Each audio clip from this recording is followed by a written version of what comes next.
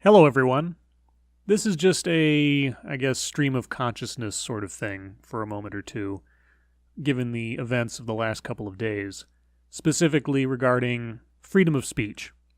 Now, I could go on for a very long time about the freedom of speech, how valuable and how precious it is for a free society that we have freedom of speech. How many other countries in this world do not have such a thing as freedom of speech. I've been asked a couple of times now, either on streams or just separately, whether or not the anti-SJW or anti-feminist or in general the skeptic genre is dead or dying. Several other YouTubers, big and small, have made comments to the effect of, there's nothing new to say, all the arguments from the quote-unquote other side have been debunked by now. It's all just repetitive, boring, doesn't do anything. I disagree. If the idea that a counterpoint once said, and said once, was enough to dispel bad ideas, then why is religion still around? I mean, any religion. Why is a belief in God still around, or at least a firm belief in God without any doubt?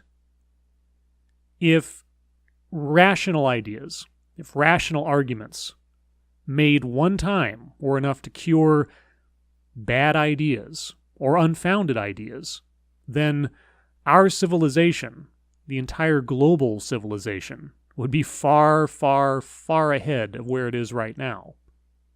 Unfortunately, superstitions, bad ideas, beliefs built on sand, they propagate, and they remain. And even if for a time they might be discounted or proven to be unfounded, they come back.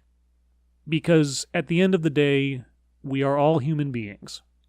We tend to lean back onto simple answers first, rather than the complex work of having to think our way through things. Not all of us, but it is a common trait. If we don't have a direct answer, we will answer the question with nonsense, so long as we have an answer.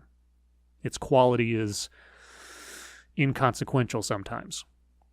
This is why these arguments, this is why these points need to be made, and continue to be made, even if it seems like the market is saturated. Because that's not a bad thing. If we were talking about a capitalist situation, if I was monetizing my videos, say, then perhaps I would be concerned about the oversaturation of the skeptic, anti-SJW, anti-feminist market. But personally, I'm not monetizing anything. And the market that I'm more concerned with is the marketplace of ideas. And as far as I'm concerned, there's never an oversaturation point on the marketplace of ideas.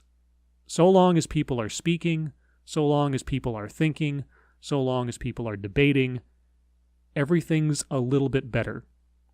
Even if your idea is not right, even if your opinion is ill-informed, say it. Have someone challenge it. Challenge someone else. This is how we get smarter. This is how we are civilized, by having these discussions.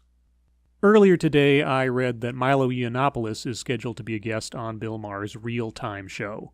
And as a consequence of that, Jeremy Scahill, a reporter and someone who I've seen on TV many, many, many times, and I have quite a lot of respect for as a journalist, he bowed out of going to that same show that he was scheduled to appear on.